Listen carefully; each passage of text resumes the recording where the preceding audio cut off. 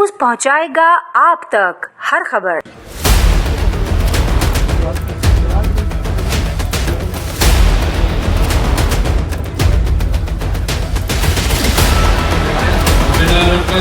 कानून के मुताबिक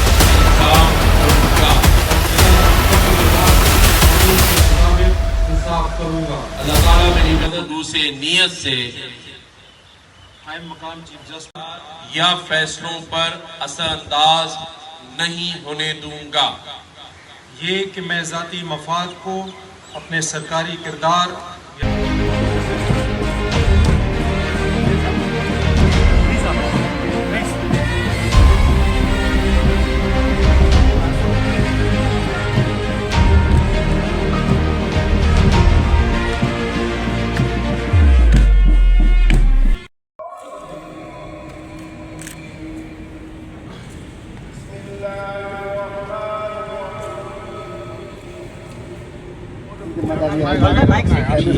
ये हमारे यहाँ एक रिवायत रही है कि ओथ टेकिंग सेरेमनी के बाद जो भी चीफ जस्टिस होता है वो यहाँ मज़ार कायद पे हाज़िरी देता है।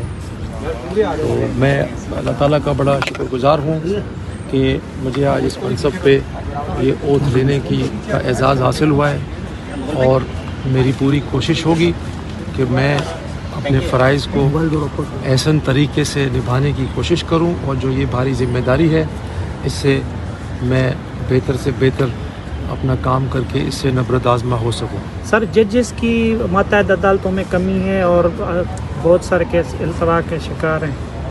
देखें, उसमें यकीनन कमी है और हमारा प्रोसेस जो है ना वो इंडक्शन का सिविल जजेस का शुरू हो चुका है और अनकरीब जो है ना वो इम्तिहान होने वाला है और पूरा प्रोसेस जो है ना वो इन लाइन है।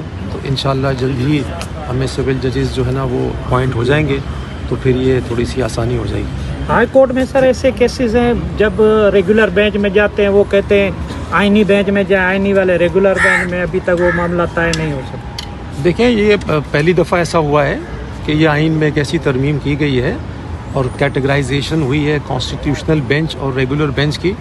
तो जो भी ऐसे मामलात हैं वो हमारे पास जब आते हैं एज चीफ जस्टिस तो उनको रिजॉल्व करने के लिए हमने लार्जर बेंचेस बनाई हैं और गाइडिंग प्रिंसिपल्स जो है ना वो भी है ना हमने लेट डाउन किए हैं। तो इंशाल्लाह जो है ना ये आहिस्ता आहिस्ता वक्त के साथ साथ ठीक होगा, फ़ौरन नहीं हो सकता है क्योंकि ये कन्फ्यूजन जो है वो रहेगी। और इसमें थोड़ा सा एक एलिमेंट ये भी है कि जो पिटिशनर हैं जो अपनी पिटिशन्स को ड्राफ्ट कर रहे हैं वो ओवरलैपिंग करते हैं, कन्फ्यूजन उसमें भी रहती है। वो भी क्लैरिटी के साथ अपनी पिटिशन की जो प्रेयर है उसको कभी रेगुलर बेंच के हिसाब से बनाते हैं, उसमें कॉन्स्टिट्यूशनल बेंच की प्रेयर भी ऐड कर देते हैं। तो समझने की थोड़ी सी ज़रूरत है हम सबको। तो इंशाल्लाह ये कोई इतना बड़ा मसला नहीं है और ये हल हो जाएगा। Thank you sir.